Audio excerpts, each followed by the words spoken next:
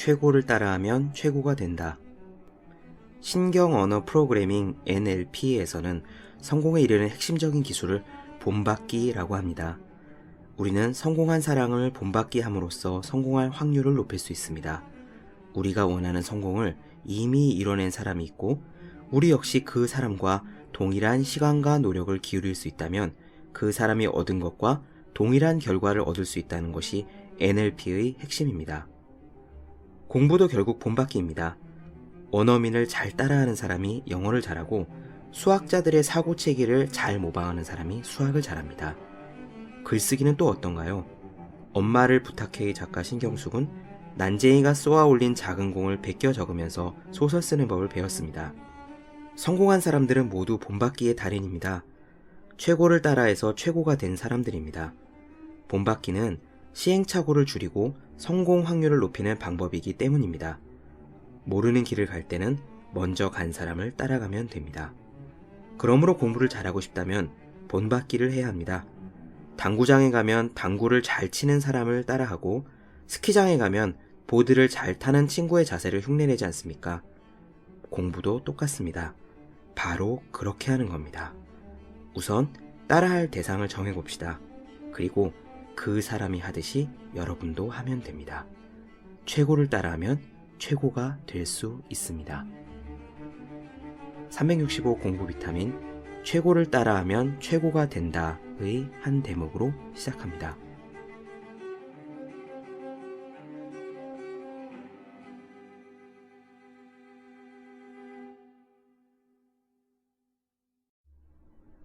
안녕하세요. 본격 공부 자극 팟캐스트 서울대는 어떻게 공부하는가 한재우입니다. 오늘은 네이버 블로그에 이렇게 질문을 해주신 분이 있어요. 왜 공부해야 하는지 그 이유를 꼭 좀 알려주세요. 부탁드립니다. 좋습니다. 오늘은 그 얘기를 해보겠습니다. 공부는 왜 해야 하는가? 물론 공부하는 게 쉽지는 않습니다. 공부는 누구에게나 어렵습니다. 생각해보면은 제가 중학교 때 1차 함수를 처음 배울 때 그 1차 함수 X축, Y축 그래프가 너무너무 어려워서 헤맸던 기억이 납니다. 그리고 중학교 1학년 때 영어를 처음 배워서 영어 단어를 외우는데 단어들 별거 아니죠. 스쿨, 버스 이런 단어들인데 그런 단어들의 스펠링이 외워지지 않아서 애먹었던 기억이 납니다. 생각해보면은 중학교 1학년의 영어 수학도 저는 어려웠고요. 고등학교 때도 어려웠고 물론 성인이 된 뒤에도 어렵습니다. 하지만 다 배우고 난 지금 되돌아보면 중학교 1학년 영어가 무엇이 어렵느냐, 1차 함수가 뭐가 어렵느냐 이렇게 생각할 수 있죠. 하지만 저는 분명 기억합니다. 저는 중학교 1학년 때 수학과 영어 처음 배울 때 모두 어려웠었습니다. 공부는 항상 어렵습니다. 자기가 지금 몰랐던 것을 새로 배우기 때문입니다. 그럼 어려운 공부를 그럼에도 불구하고 왜 해야 하는가? 니체가 이렇게 말했습니다. 사람은 왜 해야 하는지 그 이유를 알면 어떻게든 할 방법을 찾아내기 마련이다. 그렇습니다. 공부는 무척 어렵지만 공부를 왜 해야 하는지 그 이유를 알면 공부할 방법, 열심히 해야 될 방법은 어떻게든 찾아내기 마련입니다. 제가 생각하고 있는 공부를 해야 하는 이유들 몇 가지를 말씀드리겠습니다. 이 중에 한두 가지더라도 이 방송을 듣는 분들이 마음에 와 닿으셨으면 하는 바람을 가지고 있습니다. 첫 번째입니다. 제가 대학교 1학년 때 일입니다. 법대에서 어느 법대나 마찬가지겠지만 법대 전공 과목을 제일 먼저 만나는 것은 민법 총론이라는 과목이에요. 민법 법조문이 1000개의 조문이 넘는 아주 방대한 법인데 그중 맨 앞에 민법 총칙이 나옵니다. 민법 총칙 다음에 물권이 있고 채권이 있고 가족법이 있고 상속법이 있고 그렇게 나눠지거든요. 민법 총칙이란 민법 전반에 해당되는 이야기들을 다룬 그런 분야가 되겠습니다. 그 민법 총칙에 대한 과목, 즉 민법 총론을 배우는데 그 과목을 담당하시는 교수님께서 수업 시간 중에 갑자기 이런 말씀을 하셨어요. 여러분들 공부를 왜 해야 하는지 아십니까? 우리는 멍했죠? 선생님께서 이렇게 말씀하셨습니다. 물론 사회 정의를 위해서 자기가 하고 싶은 꿈을 위해서 그리고 어떤 사회적인 지위에 오르기 위해서 맞는 이야기입니다. 다 맞는 이야기지만 더 중요한 것이 있습니다. 공부를 열심히 하지 않으면 여러분이 사랑하는 사람이 떠나가고, 여러분이 결혼을 하는데 장애가 생기고, 여러분이 전셋집을 구할 수가 없습니다.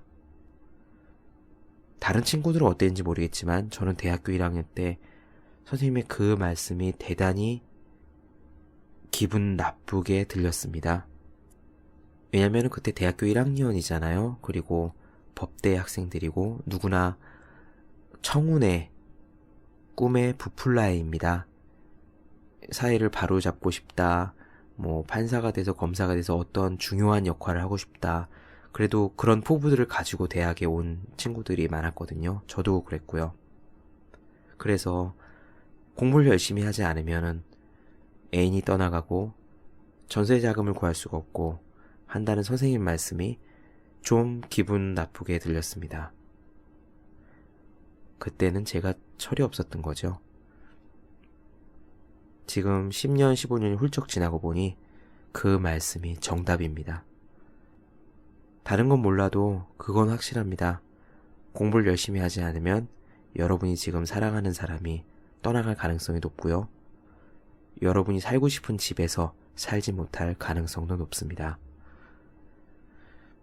인생을 살다 보면 여러 가지 문제에 부딪히게 됩니다. 회사에서 위기를 맞을 수도 있고, 회사가 매각될 수도 있고, 구조조정 대상이 될 수도 있고, 사업이 어려움을 겪을 수도 있고, 하여튼 그러한 어려움들에 부딪힐 때, 물론 모든 사람이 그런 것은 아니지만 많은 경우에 내가 옛날에 공부를 좀 더 열심히 했으면 이런 일이 없을걸 하고 생각을 합니다. 정말 그럴까요? 한국인들이 가장 후회하는 것을 방대한 설문조사를 한 일이 있습니다. 예전에 MBC 프로그램에서 했던 걸로 기억하는데, 내 인생에서 가장 후회되는 일이 무엇이냐 남자 여자분에게 각각 물었고요. 10대, 20대, 30대, 40대 그리고 70대까지 물었습니다. 가장 후회되는 일이 무엇일까요? 10대부터 50대까지 공통적으로 1등을 차지한 것은 공부 좀 할 걸입니다. 나머지에 그 여자 잡을 걸, 그 회사 다닐 걸, 땅 좀 사둘 걸, 엄마에게 대들지 말 걸, 이런 게 좀 있지만 공부 좀 할 걸이 공통적으로 1등입니다. 10대부터 50대까지입니다. 이건 남자의 경우고요. 여자의 경우도 다르지 않습니다. 10대부터 40대까지 1위가 공부 좀 할 걸입니다. 50대는 아닐까요? 50대는 3위입니다. 나머지 엄마 말 잘 들을 걸, 더 많이 놀아볼 걸, 이 남자랑 결혼해서 하지 말 걸, 그런 것들도 있는데 공부 좀 할 거리 1위입니다. 다들 그렇게 생각하는 겁니다. 내가 공부를 좀 더 열심히 했으면 지금하고는 다른 삶을 살 수 있었을 텐데. 그렇습니다. 공부를 열심히 하지 않으면 후회할 일이 생깁니다. 생길 가능성이 높다고 생각합니다. 이야기를 본격적으로 시작하기 전에 이 말씀을 드렸어야 되는데요. 지금 여기서 제가 말씀드리는 공부란 수험생 공부, 대학 공부, 수능 공부, 자격증 공부, 이 공부만 말하는 것이 아닙니다. 제가 단지 살아온 것이 수능을 보고 대학을 나와서 고시나 이런 수험 생활에 익숙하게 살았기 때문에 제가 그쪽 예를 들어드리는 것 뿐이고요. 공부란 자기가 가고 싶은 분야의 모든 공부를 의미합니다. 웹툰을 그리고 싶은 분들은 만화를 그리는 것이 공부가 되는 것이고, 강사 가고 싶은 분들은 말하는 연습을 하는 것이 공부가 되는 것이고, 드라마 작가가 하고 싶으신 분들은 드라마를 보시는 것이 공부가 되는 거죠. 카페를 열어서 카페 사장으로 성공하시고 싶으신 분들은 카페에 대한 연구를 하는 것이 공부입니다. 제가 말씀드리는 공부를 자기가 성공하기를 원하는 분야에 대한 노력으로서의 공부로 받아들이시고 이 방송을 계속 들어주셨으면 좋겠습니다. 두 번째입니다. 저는 학원에서 아이들을 가르칠 때 그런 질문을 종종 받았습니다. 선생님, 이 공부를 왜 해야 하나요? 제가 수학을 가르쳤기 때문에 특히 그런 질문을 받았는지 모르겠어요. 저는 문과를 갈 거고 이 수학 배우면 나중에 쓰지 않을 건데 왜 공부를 해야 하나요? 저는 간결하게 이렇게 답했습니다. 공부를 해야 네 머리가 좋아진다. 그렇습니다. 공부를 하면 머리가 좋아집니다. 이것은 제가 확신하는 이야기입니다. 사실 머리라는 것도 근육입니다. 계속 근육을 써줘야지 우리의 복근이든 이두박근이든 삼두근이든 대흉근이든 자라나듯이 두뇌도 근육이거든요. 이 근육이 어떻게 해야 자라나느냐? 자주 써야 자라납니다. 그럼 어떻게 해야 자주 쓰느냐? 공부죠. 머리를 굴려야 되는 겁니다. 사람들은 누구나 머리가 좋아지고 싶어 합니다. 주변 분들을 보면은 똑같은 이야기를 해도 제 머리가 좋다 이렇게 느껴지는 분이 분명 있잖아요. 머리를 많이 쓰셔서 그런 겁니다. 어떤 분야든 하여튼 공부가 우리 머리를 좋게 만드는 것은 분명합니다. 수학 공부를 열심히 하면 수학 내용을 다 잊어버리더라도 분명 수학 내용에 해당되는 부분에 머리가 좋아집니다. 수리력, 논리력 그런 것이 되겠죠. 아니면 숫자 감각일 수도 있고요. 그러므로 공부는 해서 반드시 잊어버리게 될지라도 안 하는 것보다 하는 것이 무조건 낫습니다. 세 번째입니다. 좀 더 아카데믹한 이야기를 해보겠습니다. 히로나카 헤이스케라는 일본의 수학자가 있습니다. 수학에는 노벨상이 없는데 수학의 노벨상이라고 불리는 가장 권위 있는 상이 필즈상입니다. 그 수학의 필즈상을 수상한 일본의 수학자입니다. 그분이 학문의 즐거움이라는 책에서 이 책은 굉장히 좋습니다. 아직 읽어보지 않으신 분들은 사보시든 도서관에서 빌려보시든 하시기를 권유드립니다. 수학의 즐거움이라는 책에서 공부는 왜 해야 하는가에 대한 나름의 해석을 내놓으신 일이 있습니다. 그분은 공부는 지혜를 얻기 위해서 하는 거다라고 말씀을 하셨어요. 그 지혜란 무엇이냐? 구체적으로 지혜의 넓이, 깊이, 힘을 얻기 위해서라고 말씀하셨습니다. 먼저 첫 번째, 지혜의 넓이입니다.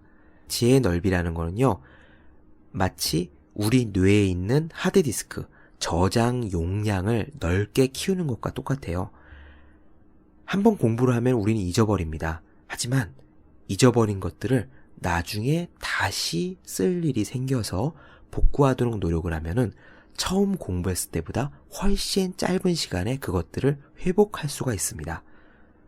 예를 들면 제가 고등학교 때 미적분을 풀었고 물론 수리 영역에서 좋은 점수를 받았지만 지금은 새하얗게 잊어버렸습니다. 당장 저한테 아주 쉬운 미적분 문제를 풀라고 해도 저는 못 풀 거거든요.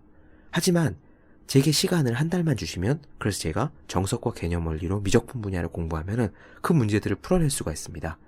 처음 공부할 때보다 훨씬 더 적은 시간에 다시 예전 수준을 회복할 수 있는 거죠. 수학뿐만 아니라 다른 분야도 그렇습니다. 예를 들면은 중국어 공부를 한 분이 있다고 칩시다. 중국어 공부를 한때 열심히 했고 하지만 직장에 들어가서 중국어를 쓸 일이 전혀 없었기 때문에 지금은 완전히 잊어버렸다고 생각하실 수 있습니다. 하지만 이분이 중국 여행에 갈 일이 생겨서 중국어 회화책을 조금만 들여다보면은 옛날에 공부했던 것들이 새록새록 생각이 나겠죠. 그리고 중국 여행에 가서 그것들을 활용할 수가 있습니다. 이렇게 언제든 필요한 때가 왔을 때 쉽게 활용할 수 있도록 우리 뇌에 저장된 것들을 늘려두는 것. 이것이 공부하는 이유 첫 번째, 지혜의 넓이입니다. 공부하는 이유 두 번째는 지혜의 깊이라고 했습니다. 지혜의 깊이는 사고력이라고 히로나카 헤이스케는 이야기했습니다. 사고력은 생각하는 힘입니다. 생각하는 힘이 어떻게 해야 길러질까요? 우리 주변에 분명 사고력이 더 좋은 사람이 있습니다.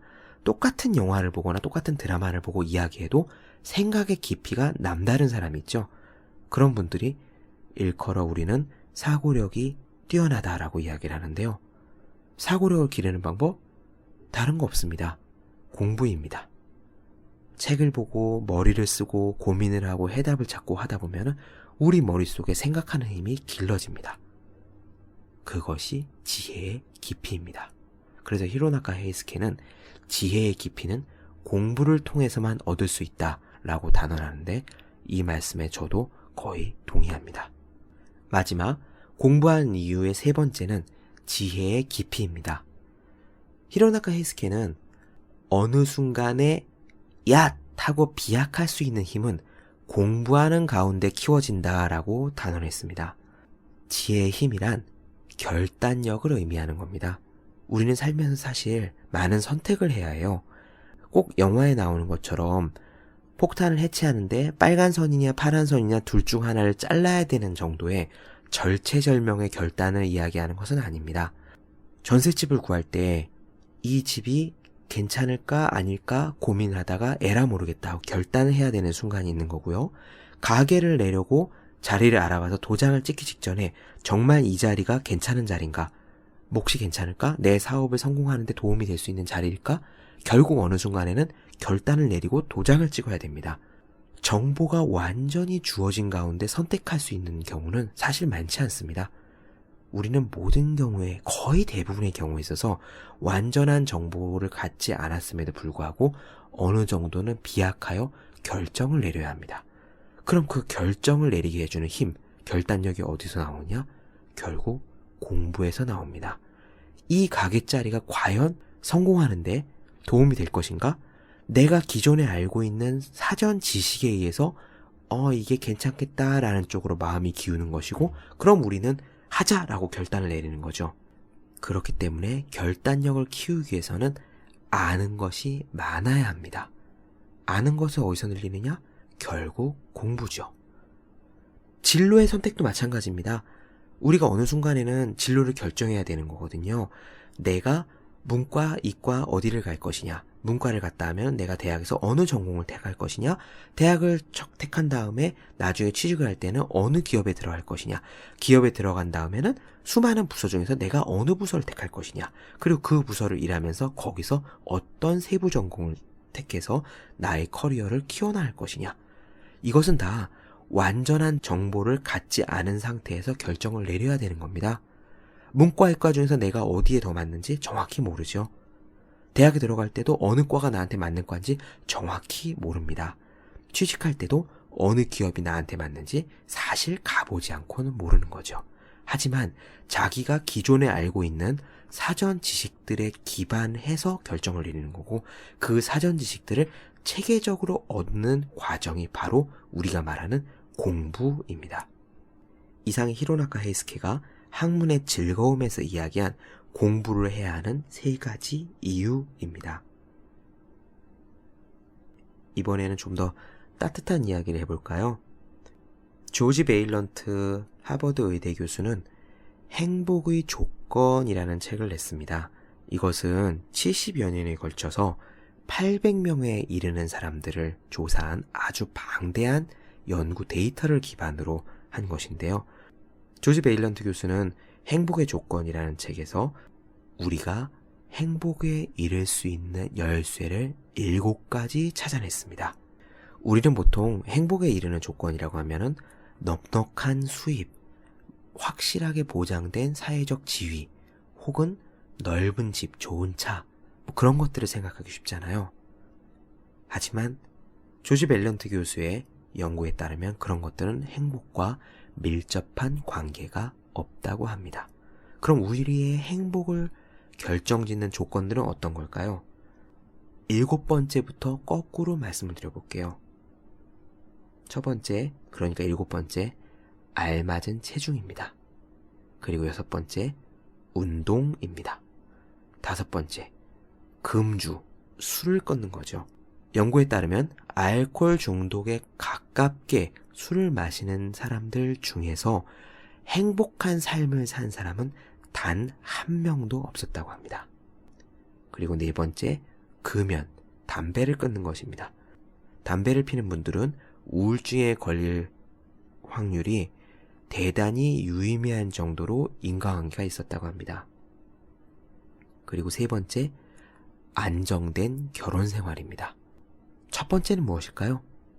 첫 번째는 성숙한 방어 기제입니다.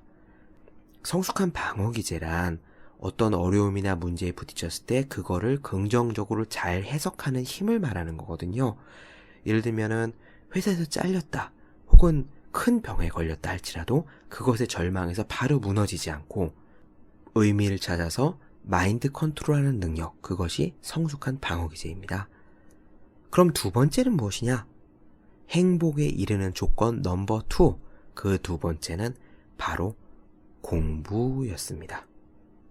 놀랍지 않나요? 공부가 행복에 이르는 조건 무려 2번째래요. 그리고 이거는 안정적인 결혼보다 더 중요합니다. 이 말씀을 지금 공부하는 학생 여러분, 수험생 여러분들은 그렇게 와닿지 않을 수도 있겠지만 여러분들 평생교육원 있잖아요. 각 구청마다 평생교육원을 운영하고 있고 커다란 대학들은 평생교육원을 운영하는 데가 매우 많습니다. 그리고 동네 동사무소, 그러니까 주민센터에만 가도 여러 가지 강좌들이 있거든요. 거기 한번 가보세요. 머리 희끗희끗한 노인분들이 얼마나 많이 오셔서 공부를 하시는지요. 그분들은 보상이 있어서 공부를 하시는 것이 아닙니다. 공부가 취미예요. 그리고 다른 어떤 취미보다 공부가 행복하다는 것을 깨달은 분들입니다. 지금까지 저는 공부를 해야 하는 이유에 대해서 4가지를 말씀드렸습니다. 첫 번째, 후회하지 않으려면 공부를 해야 된다. 두 번째, 머리가 좋아지려면 공부를 해야 된다. 세 번째, 히로나카 헤스케 교수가 이야기한 지혜를 얻기 위해서 공부를 해야 된다.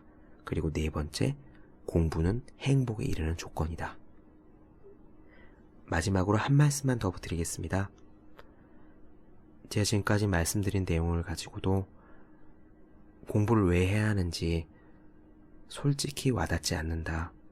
그래서 공부를 하는 것이 여전히 지겹다, 괴롭다 그러신다면 지금 하시고 계시는 공부를 잠깐 놓으시고요. 공부 요건을 보지 않는 직업을 아무거나 택하셔서 부모님 혹은 다른 어떤 분의 경제적 도움에도 기대지 않고 1달 내지 2달만 해보시기 바랍니다. 공부 요건, 그러니까 뭐 대학을 나왔느냐, 고등학교를 나왔느냐, 토익 점수는 얼마가 되느냐, 그런 것을 일체 보지 않는 직업이 어떤 게 있을까요? 결국 아르바이트겠죠. PC방 아르바이트가 됐건, 편의점 아르바이트가 됐건, 주유소가 되었건, 아니면 공사장 일일 인부가 되었건, 공부를 하지 않아도 얻을 수 있는 직업입니다. 그 직업을 체험해 보시고요. 부모님의 경제적 도움, 하다못해 부모님과 동거하고 있는 집에서도 나오셔서 직장에서 버는 돈으로 1~2달만 살아보십시오. 그러면 공부를 왜 해야 하는지 아실 수 있을 겁니다. 그것이 직장인이 된 이후에 수많은 직장인들이 졸음을 참아가며 옆구리에 책을 끼고 다니는 이유고요. 회사에서 잘린 분들이 바로 서점에 달려가 자격증 책을 들고 독서실에 박혀 공부를 하시는 이유입니다. 결국 공부를 왜 해야 하는가는 어느 정도 결핍이 있어야 와닿을 수 있습니다. 제가 22살, 23살 때네요. 그때 학교 기숙사에 나와서 독립을 해보겠다고 고시원에 산 일이 있습니다. 지하철 2호선 낙성대역 근처에 있는 고시원인데 남부순환도로 대로변에 있어서 지금도 있더라고요. 지나가다 보니 간판이 여전히 있고 영업을 하고 있습니다. 아주 낡은 건물에 3층에 있는 고시원이었어요. 얼마나 낡았냐면은 제가 맨손 체조를 하고 싶어서 그 건물 옥상 5층 옥상에 올라가서 맨손 체조를 하는데 3층에 있는 고시원 주인분이 5층으로 뛰어 올라오셨습니다. 건물이 울린다고 말이죠. 그 건물에서 저는 한 달에 17만원짜리 방, 밥과 반찬과 국을 제공한다고 써있는 그런 방에 살았습니다. 단돈 2만원만 더 주면 창문이 있는 방에서 자게 해준다는데 저는 돈을 최소한으로 사용했기 때문에 그냥 가장 싼 방에 살았습니다.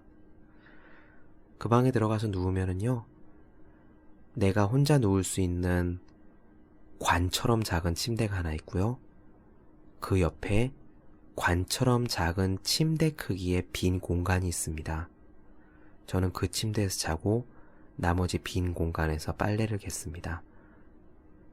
그리고 고시원에서 제공하는 너무 커다란 전기밥솥에 한꺼번에 해놓은 밥이라 아래쪽은 떡처럼 눌려있기 때문에 밥이 갓 지어졌을 때 먹지 않으면 아래쪽은 도저히 먹을 수가 없는 그런 밥과 아주머니가 한솥 가득 끓여놓는 묵국, 미역국, 그리고 무슨 국인지 정체를 알 수 없었는데 한 2달쯤 지난 후에 알았어요. 김국이더라고요. 냉동실 속에 있는 오래된 김가루들을 넣고 국을 끓이시더라고요. 그 김국. 그리고 장아찌와 반찬들을 가위로 잘게 써져서 반찬 한 개 한 개가 강낭콩 반쪽만한 크기로 되어 있는 그런 고시원에서 살았습니다. 그때 느껴지더라고요. 공부를 열심히 해야겠구나. 사람은 춥고 배고파야 공부가 잘 된다고 합니다. 어르신들이 그런 말씀들 하셨죠? 배가 고파야 공부한다고. 헝그리 정신이라는 우스갯소리도 있는데 그게 실험 결과에 있어요. 실제로 기온이 정상 기온보다 약간 춥고 뱃속이 보통보다 약간 허기질 때 그때 공부가 가장 잘 된다고 합니다. 왜냐하면 우리 몸이 본능적으로 위기라고 생각한대요. 춥고 배고파야. 아마 원시시대부터 우리 몸에 내장된 DNA 속에서 나온 행동 양식이겠죠. 춥고 배고파야 공부가 잘 됩니다. 그 말은 위기여야 공부가 잘 된다는 말이고 결핍이 있어야 공부가 잘 된다는 말이 아닐까 싶습니다. 공부는 왜 해야 하는 걸까요? 공부를 열심히 하지 않으면 후회할 가능성이 높습니다. 그리고 공부는 우리에게 많은 기회의 문을 열어줍니다. 그리고 공부는 행복의 조건이 될 가능성도 높습니다. 제가 공부를 열심히 하면은 곧 행복해지고 곧 성공하고 누구나 잘 될 거라고 말씀드리는 건 아닙니다. 공부를 열심히 하는 것이 필요 충분 조건은 아니에요. 다만 공부를 열심히 하면 보다 살고 싶은 대로 살 가능성이 높아지고 보다 많은 기회를 가질 수 있고 보다 후회할 가능성이 적다는 것 뿐입니다. 그 점은 분명하죠. 따라서 만약 여러분들이 어차피 지금 공부에 전념해야 될 나이라면 그리고 직장에 계시거나 다른 일을 하시더라도 공부를 하면 여러분의 상황을 좀 더 개선할 수 있는 그런 상태라면 다른 어떤 것보다도 공부를 열심히 하는 것이 최선의 전략이 아닐까요? 저는 그렇게 생각합니다. 공부로 세상 모든 것을 얻을 수 있는 것은 아니지만 공부는 우리가 좀 더 많은 것을 얻을 수 있게 해주는 도구입니다. 그러므로 여러분 스스로를 뒤돌아보건대 공부를 해야 하는 상황이다 라고 하시면은 이왕 하시는 거 열심히 하시기를 기원드립니다. 해야 할 가치가 있는 모든 것들은 최선을 다해 해야 할 가치가 있습니다. 공부가 여러분 모두의 삶에 커다란 빛이 되어주기를 진심으로 기원드립니다. 네, 본격 공부자극 팟캐스트 서울대는 어떻게 공부하는가? 오늘은 공부를 왜 해야 하는가 그 이유에 대해서 이야기를 나눠봤습니다. 더 많은 이야기가 궁금한 분들은 그리고 공부나 일상에 대한 궁금한 사항이 있으신 분들은 네이버 블로그 허생의 즐거운 편지 혹은 다음에 카카오 브런치 brunch.co.kr/스틸얼라이브31로 쪽지든 댓글이든 문의사항 질문사항을 주시면 되겠습니다. 그리고 오늘 할 공부를 자꾸 내일로 미루는 분들, 지금 제대로 하고 있는 건지 불안한 분들, 공부 계획은 세우지만 꾸준히 실천을 하지 못하시는 분들이 있다면 오늘 11월 6일이네요. 365 공부 비타민이 나온 지 1주년이 되었습니다. 그래서 오늘 출판사의 제 에디터 분께서 케이크 선물도 보내주셨어요. 여전히 예스24, 알라딘, 자기계발 분야 베스트셀러 등수에 있습니다. 이 책을 인터넷에서 검색해 보시기 바랍니다. 저는 다음 시간에 뵙겠습니다. 열심히 공부하십시오. 저도 열심히 하겠습니다.